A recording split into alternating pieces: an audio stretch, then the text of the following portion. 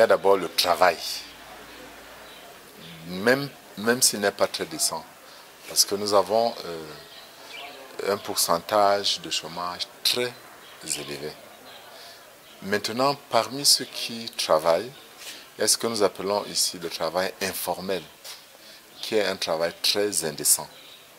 Il s'agit par exemple des jeunes filles qui font la téléphonie, qu'on appelle callbox, les callboxeuses. Il y a des jeunes qui extraient le sable dans l'eau, dans des conditions dramatiques.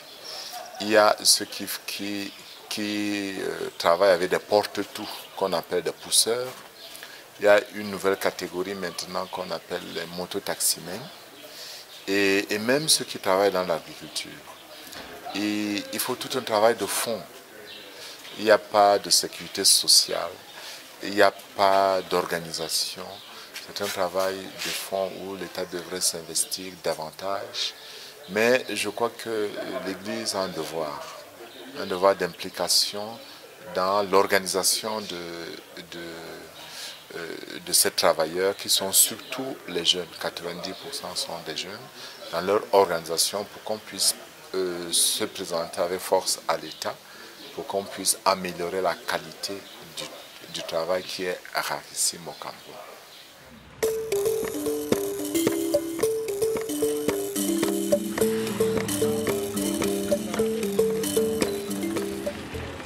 Je pense que le travail décent, c'est une activité qui assure à l'individu des conditions de prospérité acceptables et une certaine dignité. Donc je pense que chaque individu a droit à un travail décent. Mais vous savez que le travail décent aussi est conditionné par le contexte. Parler du travail décent dans des pays comme le nôtre n'est pas la même chose que parler du travail décent dans les pays développés. Parce que ici, le chômage est endémique, les conditions de vie sont très précaires et on pourrait rétorquer que nous ne sommes pas encore au niveau où il faut parler du travail décent. Ici, on pourrait dire qu'on doit faire tout ce qu'on peut trouver pourvu qu'on puisse occuper. Donc, le travail décent, dans certaines situations, peut être un luxe, mais en réalité, chacun a droit à un travail digne, à un travail décent.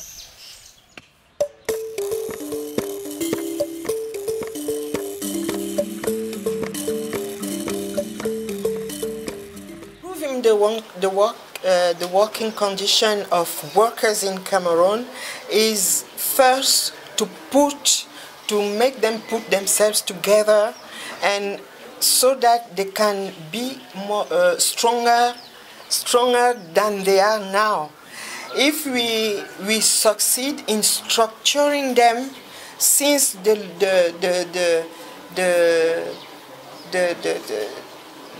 little one, they have to build their strength together, and so they can themselves improve what they are doing. When they are together, they make activities that can be stronger than they did if they were just everyone in his own area. So we have to put them together and bring them tools to improve what they are doing. That is the only way they can improve their condition.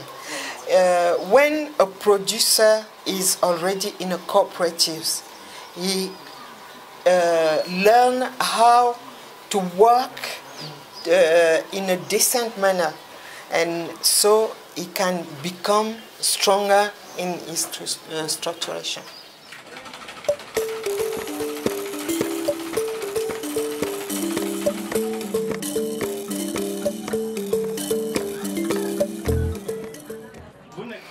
Dans chaque société humaine, tout est possible. Mais maintenant, il faut savoir que c'est une construction permanente.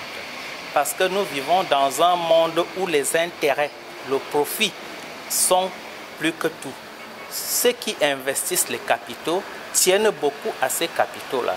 Donc, mais il faut savoir que toute société a besoin, tout travailleur a besoin du travail décent. Donc, au plan conceptuel, c'est possible. Mais maintenant, il y a encore un grand travail à faire avec la législation du travail, avec la sensibilisation des patrons, avec la sensibilisation de tous les apporteurs de capitaux pour qu'ils comprennent que le travailleur n'est pas un esclave, le travailleur est un maillon. Regardez la métaphore de la chaîne sur les vélos. Si un seul maillon est gâté, le vélo ne peut plus avancer. C'est dans ce sens qu'il faut comprendre.